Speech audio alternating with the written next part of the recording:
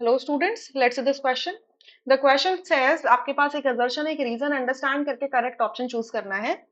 Assertion कहता है decrease in free energy causes spontaneous reaction. बिल्कुल ट्रू स्टेटमेंट है. फ्री एनर्जी चेंज को हम बताते हैं डेल्टा जी से. तो जब भी इसमें डिक्रीज होगा मतलब डेल्टा जी की वैल्यू जीरो आएगी, तो इसका मतलब वो रिएक्शन कैसा है, स्पॉन्टेनियस है. ठीक है. रीजन कहता है कि spontaneous reactions are invariably exothermic. ये फॉल्स स्टेटमेंट है. कह रहे हैं कि अगर कोई रिएक्शन स्पॉन्टेनियस है तो वो अनकंडीशनल एक्सोथर्मिक ही होगा. नहीं, ये ऐसा नहीं हो सकता.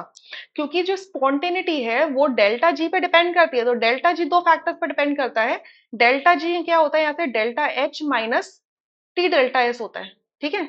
इसको पूरे को लेस देन जीरो जाना है. तो यहाँ पर दो सिचुएशंस है कि आपका पहला तो सिचुएशन ये कहती है कि डेल्टा एच क्या हो जाए, नेगेटिव हो जाए. ठीक है. और आपका टी डेल्टा एस है, यानी कि टेम्परेचर एज इट इज रह रहा है, तो डेल्टा एच की वैल्यू नेगेटिव हो जाए. तो डेल्टा एच की वैल्यू नेगेटिव होगा तो ये नेगेटिव नेगेटिव मिलके पॉजिटिव बना देगा. तो उस केस में सिस्टम को क्या चाहिए कि आपका जो डेल्टा एच अगर आप नेगेटिव बोल रहे हो तो वो रिएक्शन क्या चाहिए कि बहुत ज्यादा एनर्जी रिलीज कर रहा हो, तब जाके वो स्पॉन्टेनियस बन जाए और वहां पर डोमिनेटिंग क्या हो जाए, एक्सोथर्मिक प्रोसेस हो जाए डोमिनेटिंग, एंट्रोपी का वहां पे रोल कम रह जाए. ठीक है.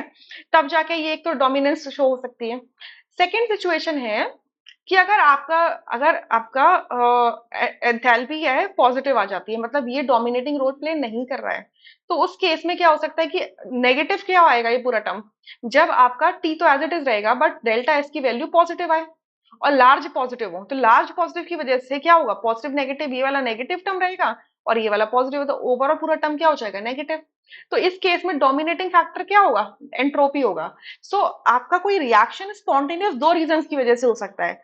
या तो उसमें डोमिनेंस क्या हो, रिएक्शन का हो, कि एक्सोथर्मिक रिएक्शन हो, वो डोमिनेटली एक्सोथर्मिक रिएक्शन हो, उसमें एंट्रोपी का कोई रोल ना हो, एंट्रोपी का इंक्रीज या डिक्रीज से कोई ज्यादा फर्क नहीं पड़ रहा हो.